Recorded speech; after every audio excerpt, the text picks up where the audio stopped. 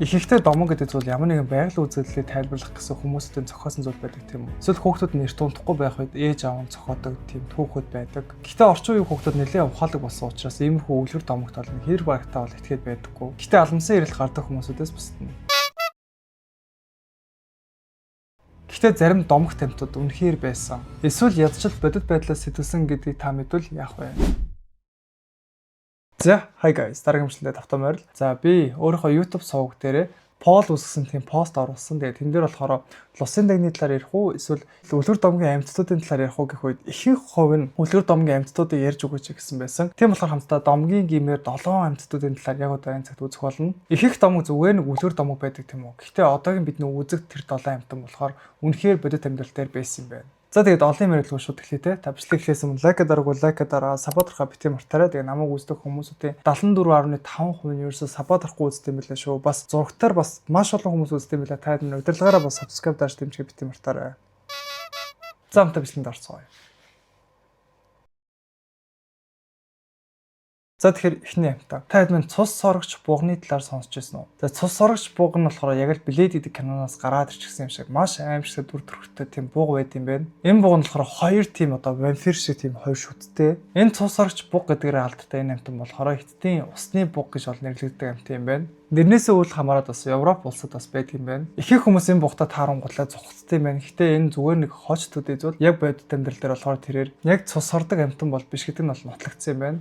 За бусад төрлийн бугнуудын иргэчт нь болохоор толгоон дээр ивэр ургуулдаг бол одоо бугын нэг төрөл болох хөдөр гэдэг амтны нэг онцгой төрөл болох энэхүү амьтад нь болохоор маш цөөхөн ийм соёотой амьтад байдаг юм байна. Энэхүү амьтдыг бүгдээрийг нь болохоор цагаан хөвлөд хөдөр гэж бол нэрлэдэг юм байна. Учир нь амьтад нь болохоор маш ховор байдаг. Тэгээд хамгийн сонирхолтой нь юу вэ гэхээр заар хэмээх одоо бодис ялгаруулдаг юм байна. Энэхүү бодис нь болохоор одоо үнэтэй тийм сүрчиг хийхэд орцсон болж ашигладаг болохоор одоо маш үнэтэй. Мөн дээрэс нь бас олон амьтад бол үүний талаа ангуучилдаг юм байна. Тэгэд их таарлцсан хүмүүс юу гэж үздэг вэ гэхээр энэ амьтан маш ховор учраас олон жилийн дараа бол домог боломд орсогдох болно гэсэн яриатай байд юм байна. Гэхдээ нэрэл бидэрсэндээ өмнө дэлхий дээр бас ингээд олон элбэг байсан ч юм уу те эсвэл цөөхөн байсан ч тэр амьтад нь одоо болохоор байхгүй байх үед бидний хувьд бол домог болчтой шүү дээ. Тэгэхээр энэ амьтан бол ирээдүйд домог болох амьтан юм байна л да. Гэхдээ бас ийм буух соёотой байдаг гэхээр гэхдээ ягаад ч нэг хазуулчих юм шиг санагдаад байна. Нэг хажуугаар нь явал. За тэгэхээр дараагийн домог болох юмтаа. Таад минь нөгөө Creepy Things-ийн дээрэмчүүд гэдэг киног бол үзчихсэн баг. Тэн дээр яадаг гэхээр хөлөг онгоцыг тэр чигээр нь ингээд 8-элж ингээд аваад доошо живүүлж унгадаг тийм үү. Яг тэр амьтан бод тэр орчихсон бол яах вэ?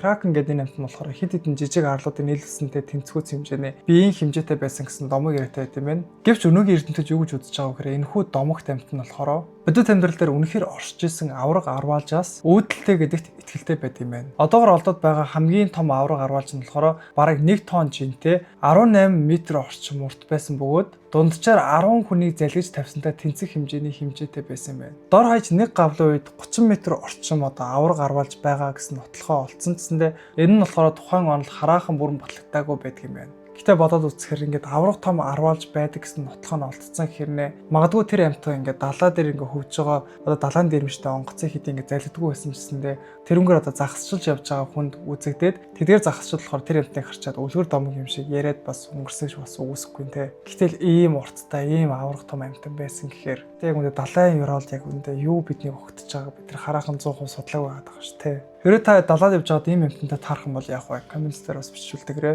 За тэгэхээр дараагийн домог болох амьтан. Таад минь Hobbit гэдэг киног бол мэдэн тийм үү? Hobbit-д болохоор дундаж ертөнцийг бол аюулт бүгшнээс аварсан домогт амьтан гэдгээр бол кинон дээр бол хүмүүст бол харагддаг. Гэхдээ 200 мянга орчим жилийн өмнө энгийн хүмүүстэй зэрэгцсэн болих том хөлтэй намхан нуруутай эртний хүмүүсийн нэгэн төрөл зүйл манай дэлхий дээр алхаж байсан гэдэг хүмүүс тэр болгон мэддэг юм байна. 2003 онд археологчид эдгээр бодит амьдрал дээр хоббитуудын илүү олон олдруудыг бол олж илрүүлж ирсэн юм байна. Тэрийг болохоор тэд юу гэж нэрлэдэг вэ гэхээр Homo floresiensis гэж бол нэрлэдэг юм байна. Гэтэ энэхүү авраг том хөл болон бусад олдруудыг олсон ч гэсэндээ яг Эвлийн чихтэй байсан үгүй гэсэн олдрол хараахан олоогүй байгаа юм байна. Гэтэ нэрнгэсэл эрт дээр үед энэ хоббит хүмүүс амьдарч ирсэн бол та нар яах вэ? Мэйхтэй хамгийн сайн мэдж байгаа зүйл юу вэ гэхээр эрт дээр үед бол авраг хүмүүс бол байсан юм байлээ. Яг том хөлтэй, том нуруутай. Тэгээд бараг л 2-3 м өндрөөс дээшээ. Тэгэл бараг үлгэр домогийн гэмээр одоо тийм аврах хүмүүс бол манай эртний өмнөх онодод бол амьдарч ирсэн гэсэн нотлохоо бол хангалттай байд юм билэ. Тэгж үзэхээр яг хоббит шиг ийм хүмүүс бас байсангүй л яагаад бас итгэж болохгүй гэж те.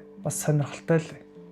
За тэгэхээр дараагийн үлгэр домог гэмээр амтан. Луу гэдэг амтан байдаг талаар олдвор олдоод бидэрт одоо өдий хүртэл зурагт болон 12 жилээр төсөөлөгдөж ирсэн гэвэл та итгэхгүй. Манай эртний өмнөх 4-р зуунд эцтийн одоо түүхч Чанку гэдэг хүн болохоор одоогийн Сечуан муж гэгддэг бүс нутагт олдсон лууны ясны талаар тэмдэглэл хөтлөж ирсэн юм байна. Европт бас үүнтэй төстэй олдврууд олдож гал төрөгдөг луу гэдэг амтан өдий хүртэл дурсагдж ирсэн гэсэн яриатай байт юм байна.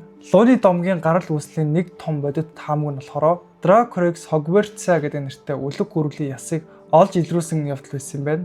Энэхүү амт нь болохоор 7 м гаруй урттай, луутай төстэй үлэг гүрвэл байсан бөгөөд нэр нь болохоор грекээр Хогвартсын луугийн хаан гэсэн утгатай юм байна. Чулуутсан яс нь болохоор хүмүүсүүдийн төсөөлөлд одоохондоо бол хангалтгүй байсан бол дундад зууны үеийн хүмүүс болохоор Индонезид амьдардаг аврах том аимшигтай Комодогийн луутай бодиттой тааралсан түүхүүд зөндөө байдаг юм байна. Смит Сонёны хүрээлэнгийн мэдээлснээр болохоор зэрлэг Комодогийн луу 70 гаруй жинтэй 3 м урттай байдаг юм байна. Бидний төсөөлдгөөс ялгаатай юм нь юу гэхээр дундад зууны үеийн луунууд болохоор заавал уу шиг аврах том байгаагүй юм байна. Мангас арслангаас томгүй буюу бодит Комодогийн луутай л ойролцоо хэмжээтэй төрслөгдсөн байдаг юм байна. Гэхдээ харамсалтай нь юу гэхээр хэдий ингээд луу гэдэг амтан байгаа ч гэсэндээ бас дээрээс нь чулуутсан яс олцсон ч гэсэн тухайн луу гэдэг амтан нисдэг, бас дээрээс нь галаар төрөгдөг гэсэн нотлохоо олдоогүй хэвээр байгаа юм байна. Гэтэ магадгүй бас хүмүүс бас луу гэдэг амтныг ингээд нисдэг, галаар төрөгдөг гэж төсөөлөд байгаа боловч жинхэнэ хэрэгтэй тэр одоо баатартай тулдж исэн, тэр одоо дайсантай тэмцэж исэн тэр луу гэдэг амтан чухамдаа эдгээр луу гэдэг амьтдын өвөг дээдсэн тийм том байсан юм шүү. Тэгээд тэрхүү луу гэж нэрлэдэг байгаа тэрхүү динозавр эсвэл тэрхүү одоо бидний одоо мэдээд байгаа энэ Комодогийн луу манай эртний өмнөх онуудад амар том байж байгаад ховсолд ороод бас дээрээс хүмүүс нэмж одоо давсалж ярьсаар байж байгаа луу гэдэг амьтан бидний төсөөсөн шиг тийм луу бол гаргаж ирсэн байж болцсошгүй лээ.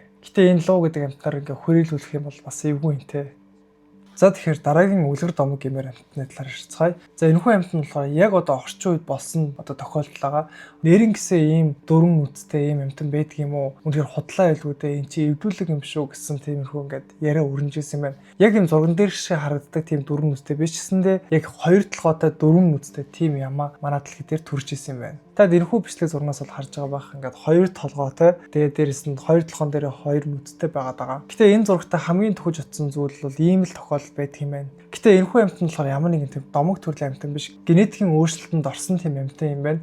Гэтэ бидний одоогийн харж байгаа энэ зураг болохоор дөрвөн нүцтэй байгаасэндээ ерөөхдөө фотошопоор эвлүүлсэн байх магадaltaй. Гэхдээ яг жихнээсээ дөрвөн нүцтэй амтан бол үнэхээр байдаг юм байна. За тэгэхээр хамгийн сүүлийн баримт. Та хүн чон гэдэг киног бол мэдэх бах. Тэгээ яадаг вэ гэхээр ингээл шүн нь болохоор хувраал. Тэгээд эргэн тойрныхоо хүмүүсүүдийг хазуунгуудлаа адилхан хүн чон болж хувиргадаг болдог штэ.